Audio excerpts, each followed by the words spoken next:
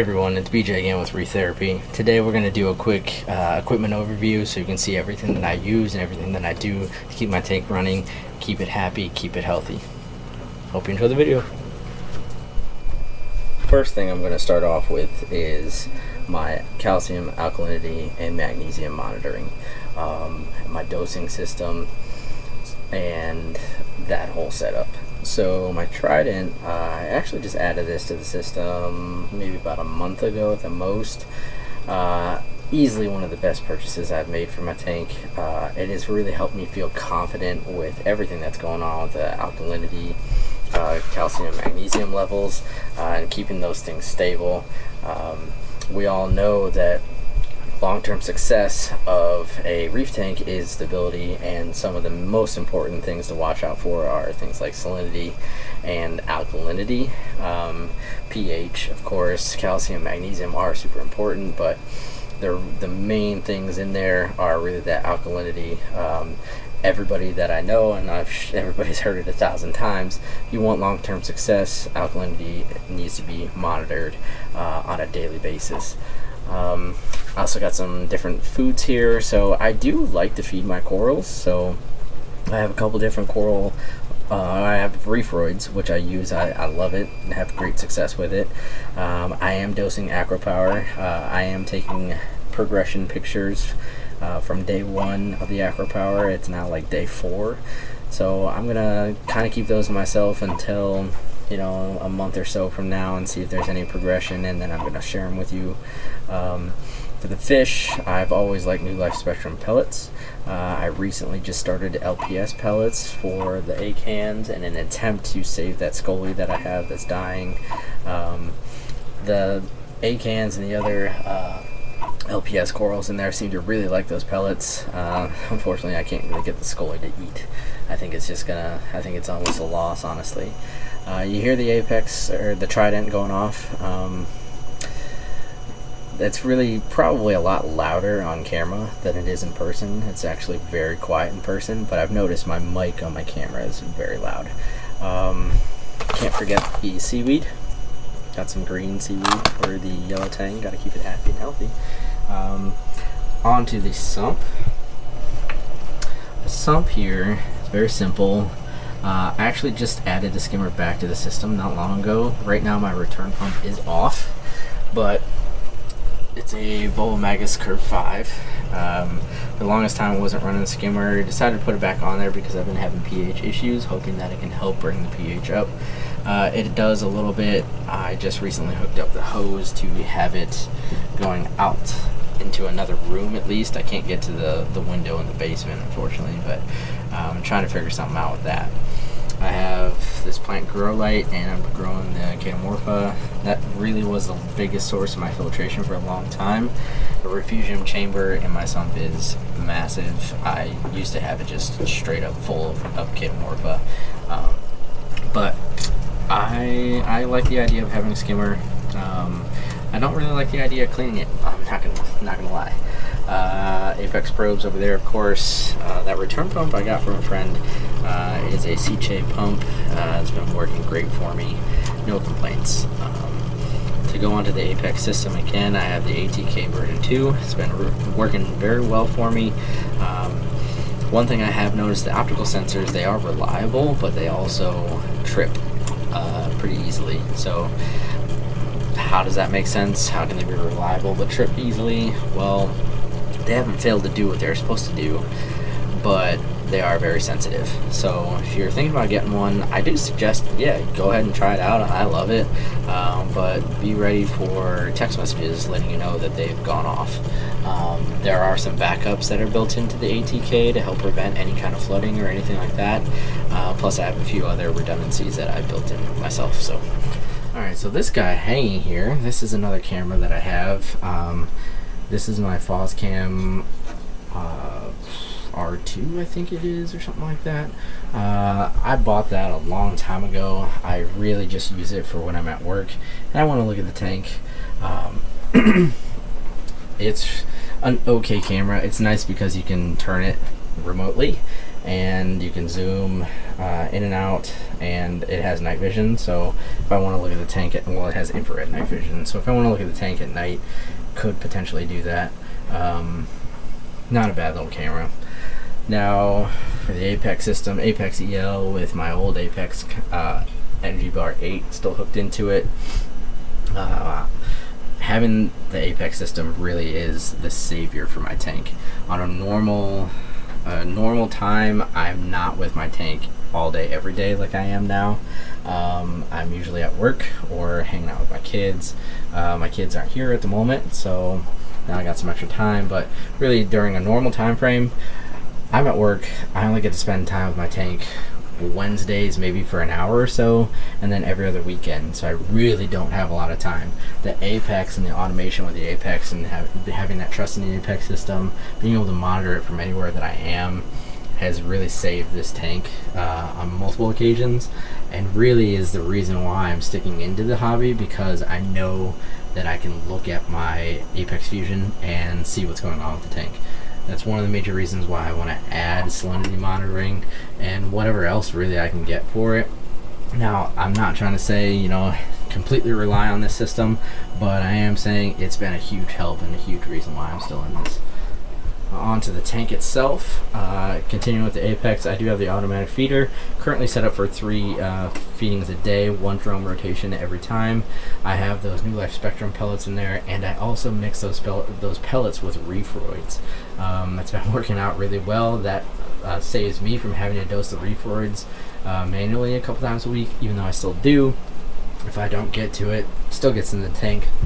Something you do have to watch out for is that Reef-Roids doesn't dissolve in the water. If you dose it out of the automatic feeder, it will sit on the top of the water. So have your Apex turn off your return pump, keep your VorTech pumps on, and let the VorTech pumps kind of suck everything down and blow it all around the tank. That way the corals can get to it, the fish can get to it, and that those Reef-Roids can get all over the place. It's been working out really well for me. I don't have any major algae issues. I do see some green starting out on this rock here, but I'm going to scrub that away. You know, it's been great. It hasn't clogged up that automatic feeder, which was something I was worried about in the beginning. And I'll be honest with you, I took a sheet of that nori over there and I chopped it up into very, very, very small pieces. With those small pieces, I again mixed them into the pellets. So if I forget or if I don't have time to feed my yellow tang some nori, it will still be dosed to the tank.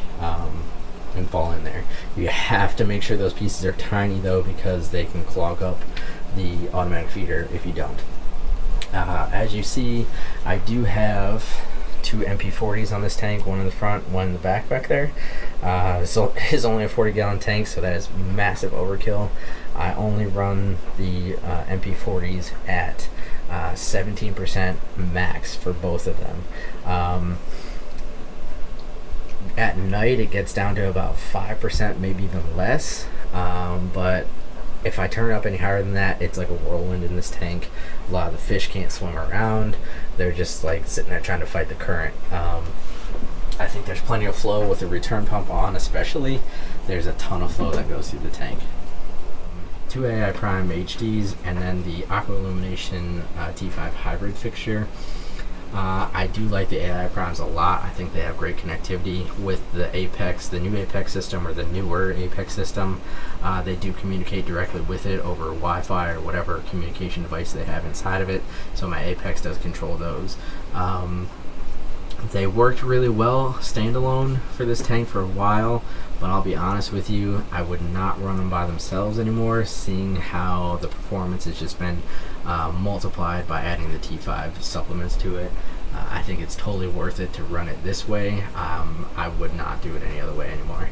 T5s, personally, they just flood the tank with light. You have the different bulb options. You can kind of fine tune the color a little bit, especially with the LEDs, and it helps with coral health and growth all around. You notice much more natural growth of the corals. All my stuff is still pretty little. Most of it's frags, but some of the other things that I've gotten, like the Zoas and the Montes and things like that, they've just grown so nicely for me. I've even seen some major growth out of some of my newer acros, like the Walt Disney and the Homewrecker in there. I really can't complain. I really suggest, if you are going to run AI primes, do it with T5 supplements. On the water, I do have an automatic water change system set up. That's what one of those doses over there was for. I use it to do right now it's tuned to 1.5 gallons water change per day. So these are both 20-gallon Roughneck Rubbermaid trash cans. Now, they don't fill all the way up, so it's somewhere in the range, I'm going to say, between 15 and 20 gallons in there. Again, it's not up all the way, so it's not 20 gallons. But basically, what happens is I have my RO system with a float valve. I don't know if you can see that. I don't want to open up this too much, but so we have the float valve in there. That float valve is also attached to a solenoid, so if that goes up, and there's also an optical sensor. I don't know if you can see it, but there's an optical sensor in the back there. If the water gets over that optical sensor, it will trip, which will trip the solenoid, just in case that float valve for some reason fails. Just as another precaution to keep everything safe. Plus that, as I said before, the ADK and everything, like if it was trying to pump water out for too long, it will automatically shut itself off. So if we have a total catastrophic failure of all these safety things, or of the float valve, and the ATK is not turning off for some reason, and blah blah, there's multiple things to protect from multiple scenarios, and hopefully protect the tank itself. I do have it directly plumbed into the salt bucket.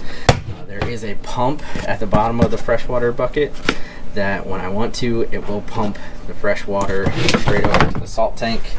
I don't normally have that pipe aiming upward. It's just the last time I did a water change, it was too much water that I pumped over, so I do have it coming over here. Now, looking at this is my salt reservoir. It again has a optical sensor down at the bottom. That optical sensor just tells me when the water is almost empty. It also shuts off the automatic water change system, so I don't excuse me, so that I don't have any issues with that. It's very simple setup. I like it a lot. Right now, the one thing I don't like about reef crystals, as you can probably see, is there's a lot of junk at the bottom of my bucket. I don't like that at all. I don't know what it is. Excuse me. But it's gross. I don't know. I need to take a look at that, because that's actually a lot down there. So, but that's pretty much it for the entire system, the overview of the equipment that I have. Next we will talk about the Apex Fusion. This is my Apex Fusion. We've all seen it. I mean, I guess if you don't have an Apex, this is what it looks like. I like to have my equipment running through this. Again, I don't get to spend a lot of time with my tanks, so this is really what I pay attention to the most. I have figure out what percentage my primes are on. That lets me know, basically where it's at during the schedule. VorTech pumps, as you can see right now, it's in tidal swell mode. The second VorTech is synced with that. The first one's at 13%, the other one's at 9%. I was talking about flow a little bit earlier. It is really important that I monitor my flow. Those pumps are way overpowered. I downgraded from my 120. That's why I have two MP40s. I wasn't about to buy two new MP10s or something like that to replace them. I was like, I can just deal with these. They're cool. Don't have to go around, switching up pumps and stuff. My skimmer here, right now I'm leaving it on. As you can see, my pH is low, and it goes through that cycle every single day. The minimum at 7.73. I'm trying to get it above 8. I'll be honest. I think I'm gonna have to do something else, like CO2 scrubbing or something like that. It's just not working out the way it is now. I really am hoping it's been proven scientifically. I've heard, I haven't read any of the documentation, but it's been proven that higher pH of 8 to 8.3 is really better for coral growth and calcification. So, got to check that out. The temperature right now is kind of all over the place. Whenever I turn off the return pump, the temperature goes nuts, so that's why you see that. But I try to keep my temp at 78, pretty much right there. So that's ideal right now. Calcium, alkalinity, and magnesium, all good. I do use the Apex Trident controlled dosing. I have found so far a lot of good success with it. It is really important to watch it though. As with anything, you have to watch it. And with the Apex, it's not a foolproof system. They do have it set up so it is very user friendly and easy to set up, but you shouldn't totally rely on it. I do have hand checkers that I will pull out if I'm feeling kind of weird about things, but still you have to watch it. I only get a couple hours in my tank on a normal week, so I check this stuff, at least Fusion, I check it multiple times a day, see what's going on. My alkalinity has been very stable. What happened here, as of the 27th, I did a small water change. I already said I do about 1.5 gallons per day. For the longest time I was doing actually 2 gallons per day. I decided to change that up based on how my skim mate was coming out. My skimmer's not really pulling a lot of skims, so I figured my tank was probably too clean. So I kind of dropped down the water changes, increased the feeding, trying to do that. But I wanted to clean up some things because I am trying to get the last bit of sand out of my tank. And that's really what happened right here. And you could see it. I did the water change, and then a couple hours later, 6 o'clock actually, 6:10, when it tested the alkalinity, it said, hey, you got an alk drop, and I was able to see that. And it's been on a slow climb back up to, I think I have it set for like 8.7 DKH right now, but there is a range. There is a range for high and low for that. Calcium is basically spot on. Again, that water change dipped it down, and I'm trying to dose now to get it back up. Actually, as of yesterday, when it tested midnight last night, it's showing 466, and then there's a massive drop. So something weird happened there. I'm not sure. I was sleeping, I'm sure. So we'll have to take a watch out for that. Magnesium's been pretty consistent. Again, looking at these charts, these are only 7-day time frames, so when you see these big dips and stuff, they're actually more exaggerated in these charts than they are if you were to expand those charts, so you got to watch out for that. I did just set up the calcium dosing for the Trident, so that's why you don't see much here. It does say 29.8 mils, but really it hasn't dosed that much. I was priming the pump, so it thinks it dosed more than that. It actually didn't. Alright, and then you got the water changes here. I have that off at the moment because the one thing I don't like about the dose pumps is that when you do it for automatic water changes, when it's dosing larger amounts, it's loud. And I mean, it's loud and it's a unique sound. I tell people all the time, my tank is in the basement.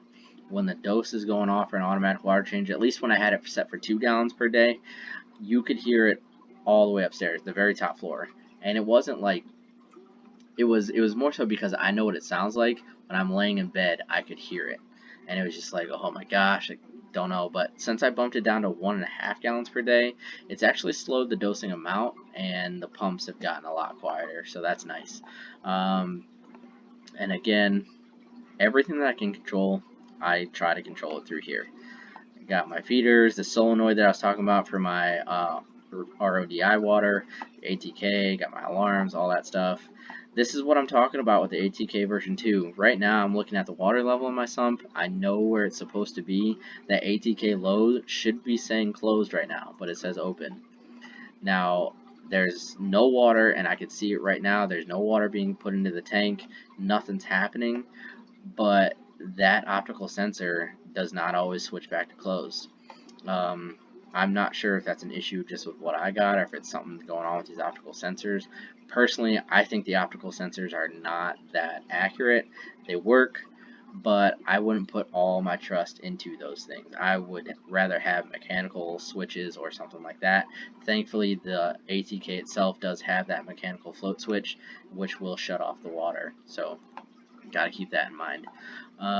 What else? Got the fresh pump, so that's the pump that I had in my freshwater reservoir for my automatic water change. I just turn that on, it kicks the pump on, and then just basically empties that reservoir for me. I don't know, there's not really a lot to say, not much else. That's pretty much it, pretty nice and simple. Yeah, any questions, let me know, I guess. Alright.